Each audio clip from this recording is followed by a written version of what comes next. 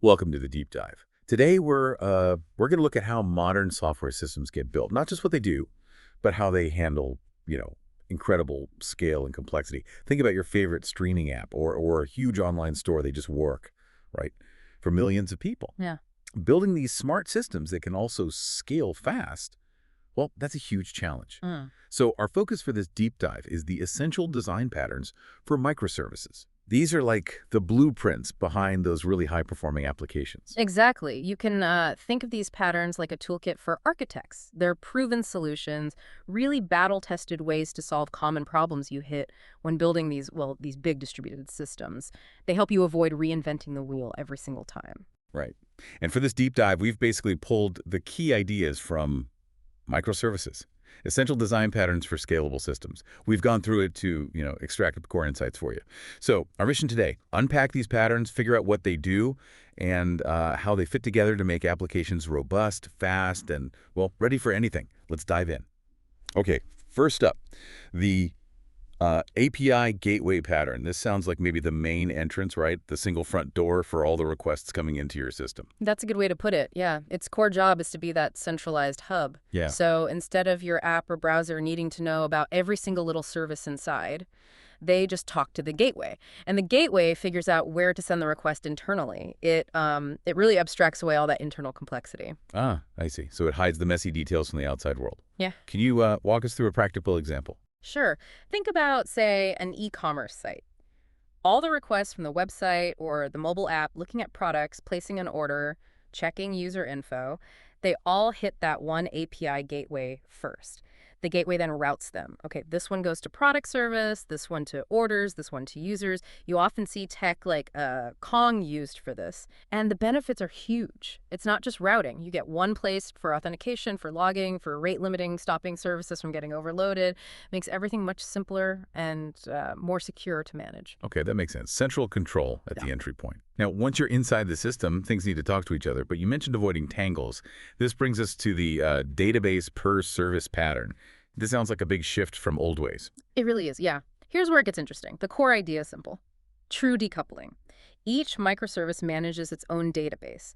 So if the order service changes its database schema, it doesn't break the inventory service. They can evolve independently. They can even pick different database types if it makes sense for their job. Different types. Okay, so how does that actually look? You could have completely different technologies side by side. Exactly. So your order service needing strong transactions might use something traditional like PostgreSQL, but maybe the inventory service dealing with lots of varied product details might use a document database like MongoDB.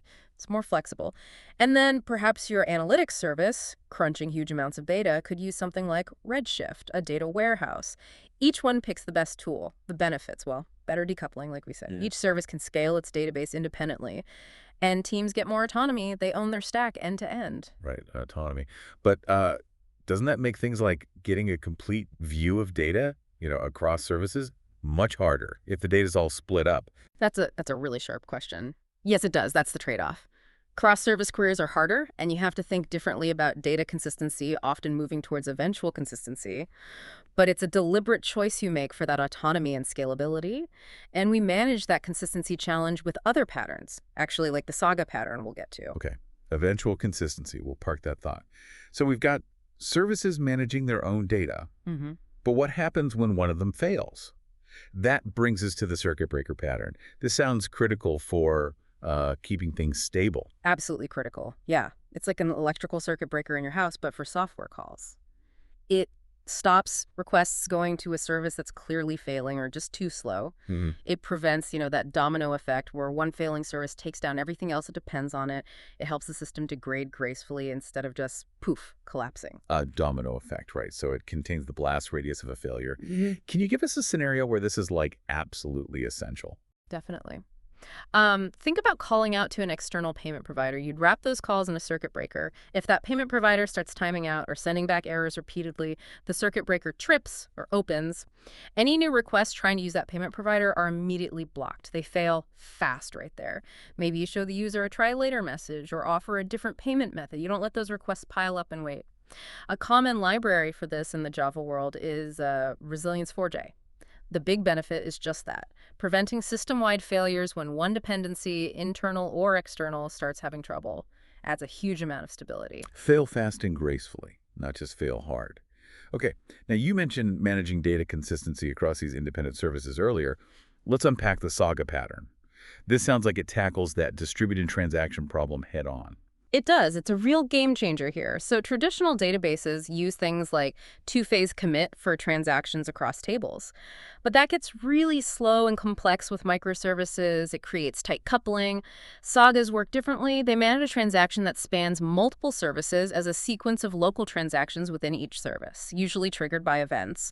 And crucially, if any step in that sequence fails, the Saga knows how to trigger compensating actions to undo the steps that already succeeded.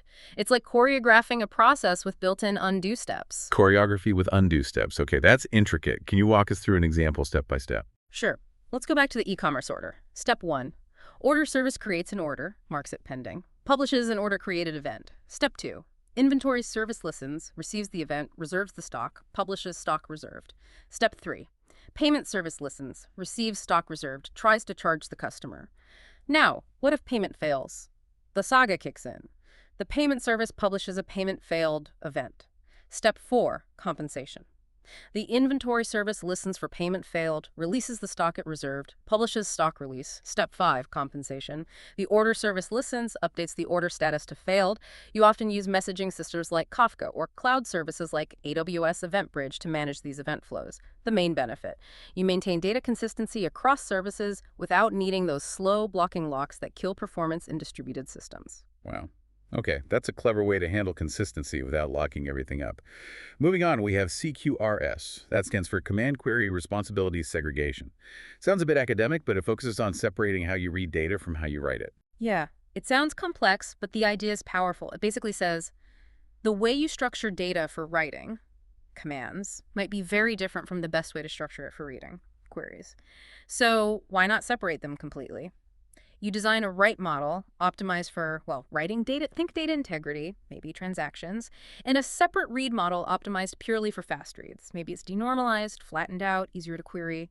You might even use different database technologies for each. The insight is that optimizing for both reads and writes with one model forces compromises. Right. Different needs, different models. So separating them lets you optimize both. How does this actually boost performance? Can you give an example? Absolutely. Let's stick with our order service. When a customer places an order, a command, you need to write that reliably. So the write model might use, say, PostgreSQL again, ensuring transactional integrity. But what about displaying order history to the customer or running dashboards, queries? These are read-heavy. So when the order is written to PostgreSQL, you might also push a simplified version of that data to a separate read store, maybe something super fast like Redis, an in-memory database, structured perfectly just for displaying order status quickly. The key benefit is much better performance, especially for those high-read scenarios. You can scale the read side, maybe add more Redis nodes completely independently from how you scale the write side. Optimize reads and writes separately. Makes a lot of sense for performance. Okay, next pattern. Event sourcing. This one sounds like it changes how we even think about storing data itself. Instead of the current state, you store every change. Precisely.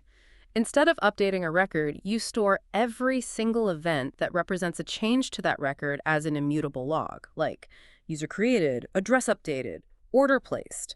The current state of anything isn't stored directly. It's calculated by replaying all the events related to it from the beginning up to the present moment, or any point in time, actually. You're basically building a perfect, unchangeable audit trail of everything that ever happened. It's not just storing data, it's capturing the history, the intent. An unchangeable history.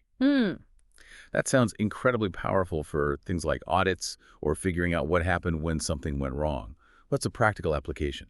A classic example is like a bank account or a digital wallet service. Instead of just storing the current balance number, you store every single transaction as an event. Deposit made, plus $100, withdrawal made, negative $50, transfer sent, negative $20. To get the current balance, you just replay all those events for that account, add up the deposits, subtract the withdrawals. Technologies like Kafka are great for this, or specialized databases like Event Store. The benefits are huge. Full audit trails are built in. You can easily reconstruct the state at any point in the past, just replay events up to that time. Great for debugging, compliance, analytics. You can even explore what-if scenarios. Replaying history is a really different way to model things. Okay, now let's shift focus a bit towards the front end, the user interface. the aggregator pattern. This one is about making life simpler for the client app. Yeah, exactly. It's about streamlining how the client gets the data it needs. Often, to display a single screen, a front-end app like your mobile app or a web page needs bits of data from several different microservices. Instead of the front end making, say, 5 separate calls to 5 different services, which is slow and complex for the front end dev, an aggregator service does that work.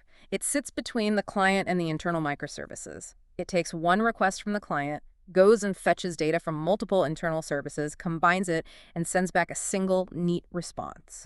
So it does the collecting and assembling on the back end, reduces the chattiness between the client and all the services. Where would you typically see this used? A perfect example is that e-commerce product detail page again.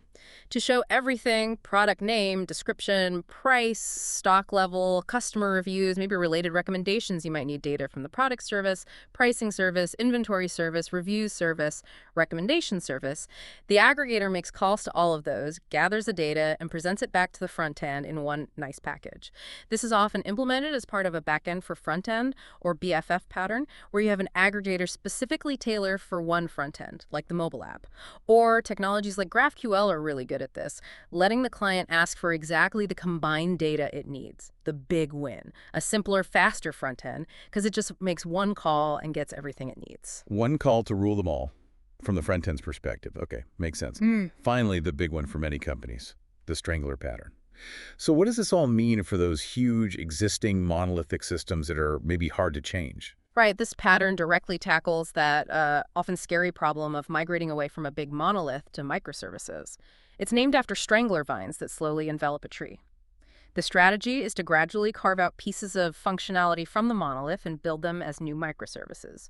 You then intercept calls that would have gone to the monolith for that function and redirect them to the new microservice.